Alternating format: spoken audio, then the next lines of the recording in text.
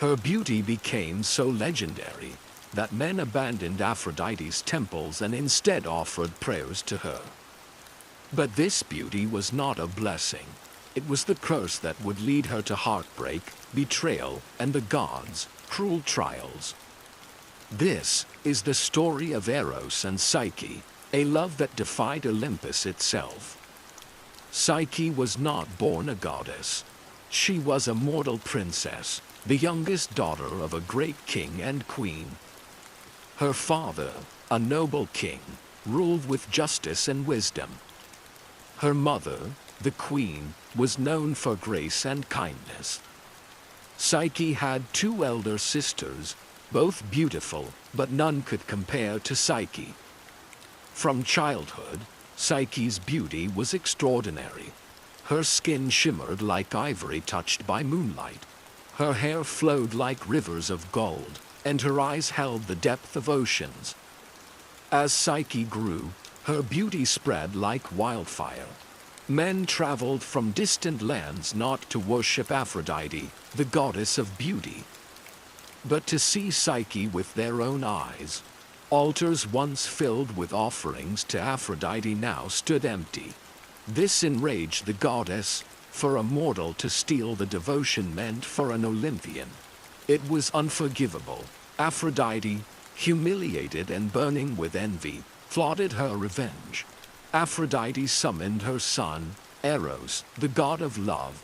With golden wings and arrows that could spark desire or ruin hearts, he was tasked to punish Psyche. Make her fall in love with the most hideous creature on earth, Aphrodite commanded.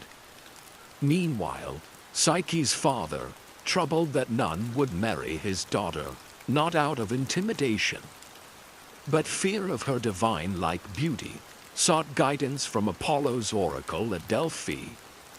The oracle spoke, "Dress your daughter in mourning robes," led her to the highest mountain.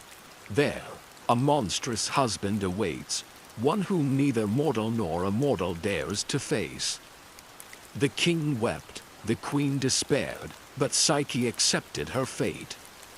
With calm resolve, she said, "If my beauty has offended the gods, then let me pay the price."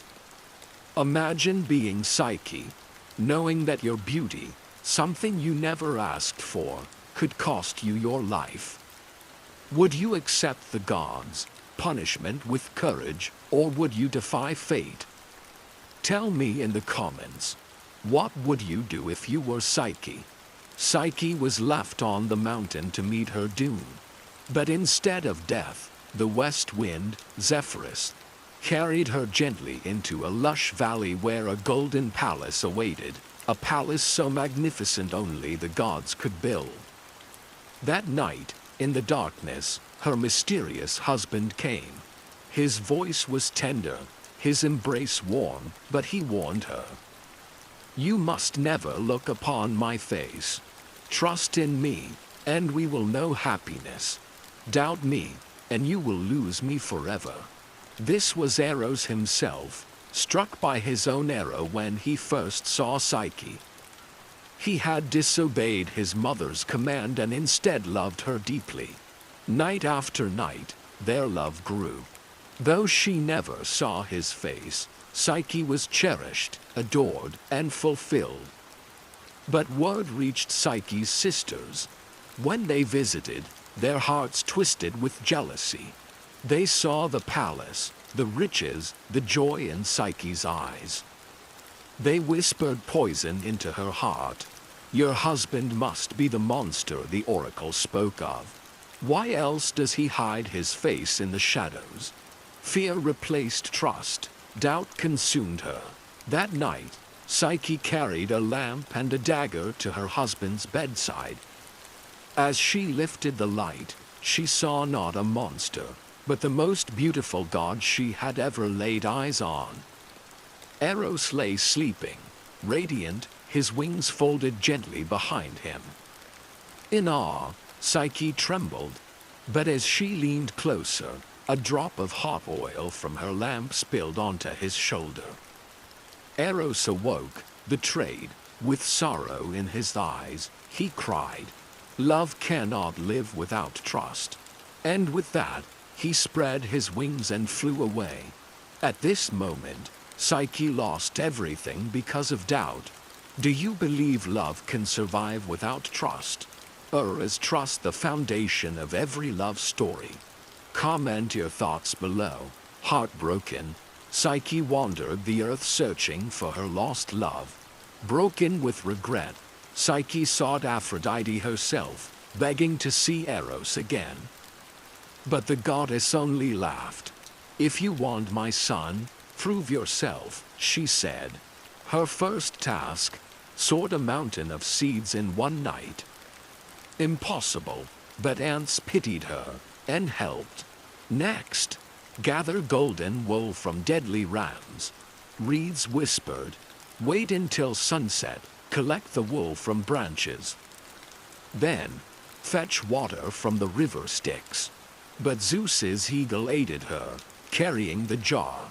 Each time, Psyche succeeded. Each time, Aphrodite's anger burned hotter. At last, she descended into Hades, returning with Persephone's beauty in a sealed box. But curiosity overcame her. She opened it, hoping to restore the glow that sorrow had stolen from her face. Instead, darkness poured out, and she fell into a death-like sleep. Eros, healed from his wound, could no longer bear his beloved's suffering. He flew to her side, brushed the sleep from her eyes, and carried her to Olympus. There, before all the gods, he pleaded with Zeus. Let Psyche be mine. Her love has endured trials that even gods could not withstand. Zeus, moved by their devotion, granted Psyche immortality. The king of gods listened, and for once, chose mercy. So be it, Zeus declared.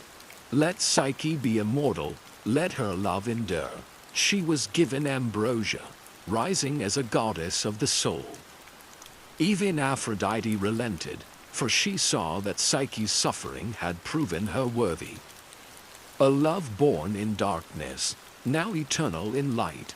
From mortal princess to goddess of the soul, Psyche's journey reminds us.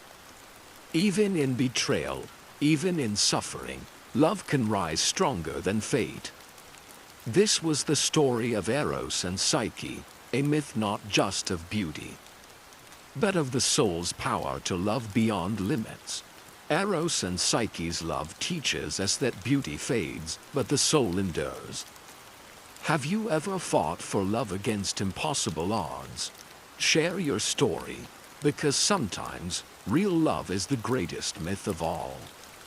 If this story touched you, hit like, share it with someone who believes in love, and subscribe for more myths brought to life. Tell me in the comments, which myth should I bring alive next?